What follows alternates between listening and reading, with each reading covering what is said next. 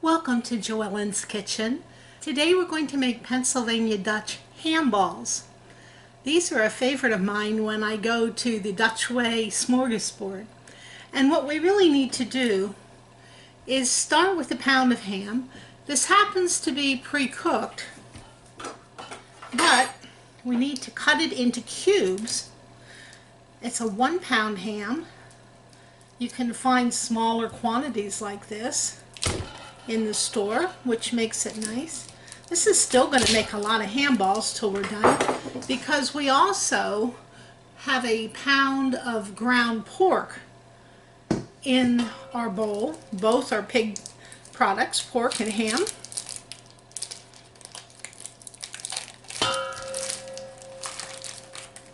There we go. I wanted to show you I had a Burke's ham, and that's why I left it in the wrapper until now. So we're simply going to do it like we're cubing a potato. Cut it into strips one way. When that's done, turn it and then cut them the other way.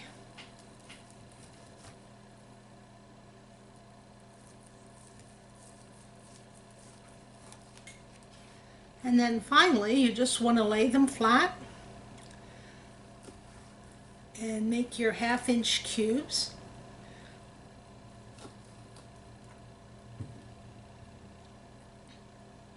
And you want to have your blender handy, because you're going to pick these up and drop them into your blender. I just have the container here. We'll go over to the counter to actually blend them then.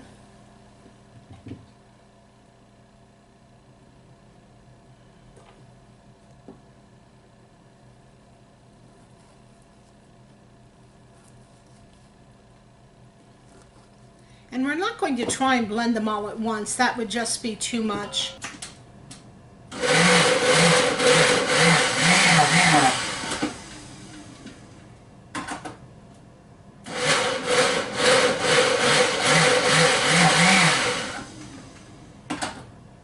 Okay, we're going to keep working through this ham in cubes until we can get it very fine,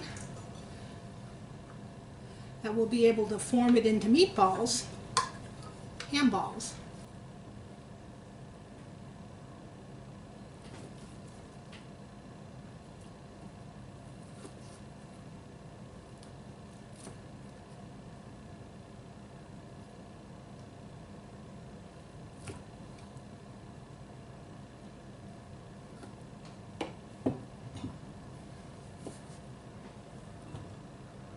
It looks like it worked out that we did half of the ham the first round to make sure we have it all ground up.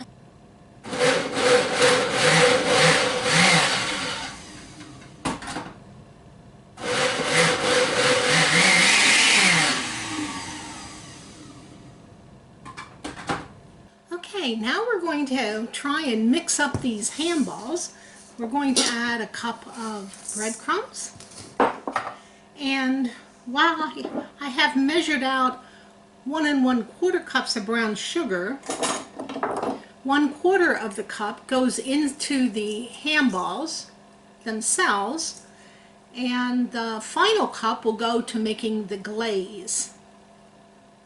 The glaze, I think, is what makes these special. It's my favorite part. Okay. And we're going to add 1 egg.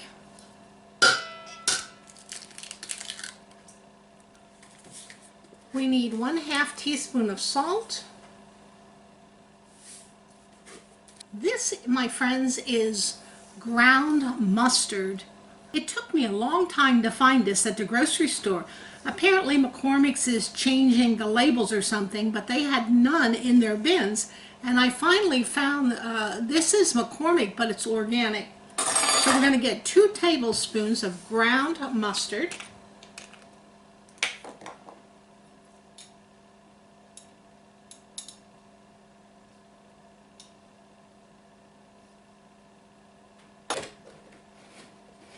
And I also need half of a cup of milk.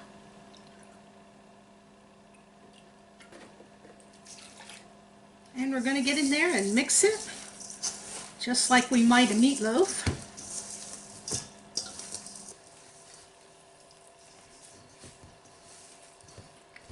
Okay, we have it mixed pretty good.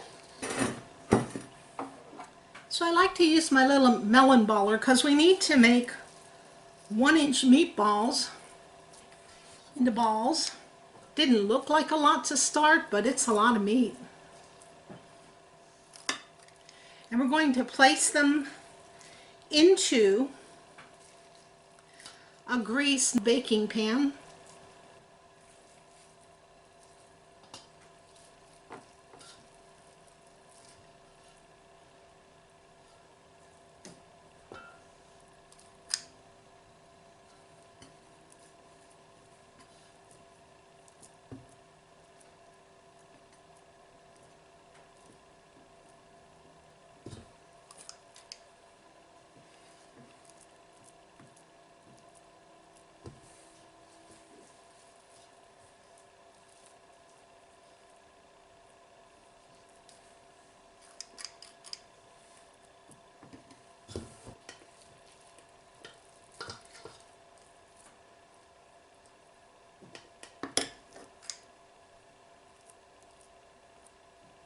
Well, I've got 35 ham balls here ready to stick into the oven.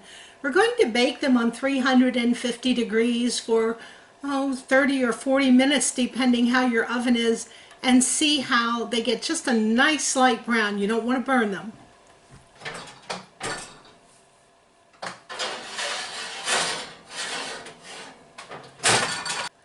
Okay, we're going to make the glaze. Hopefully you have a non-stick saucepan or frying pan. I found my little copper pan. And we're going to put in there the remaining cup of brown sugar, 1/4 cup of white vinegar, and a tablespoon of the ground mustard.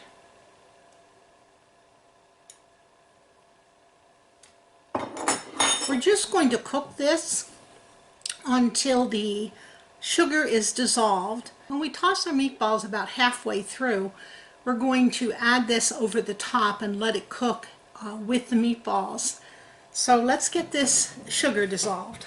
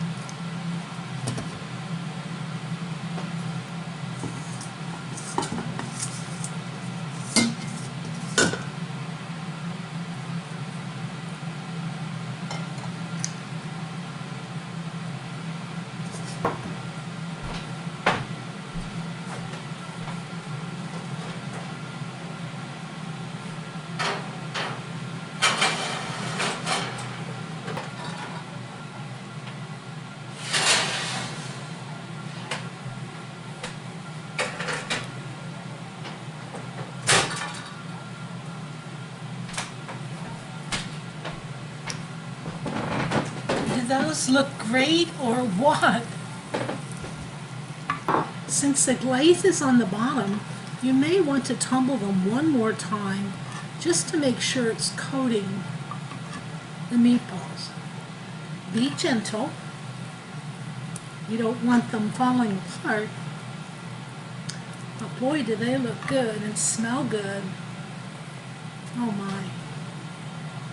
Well, I guess we're just going to put one on the plate here and cut it in half. Let it cool, just a hair.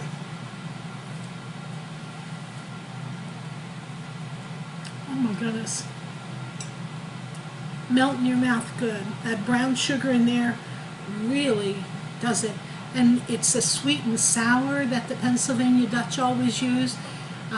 The brown sugar with the ground mustard and 1/4 cup of vinegar. that we made the sweet and sour sauce or the glaze out of. It really, they just melt in your mouth.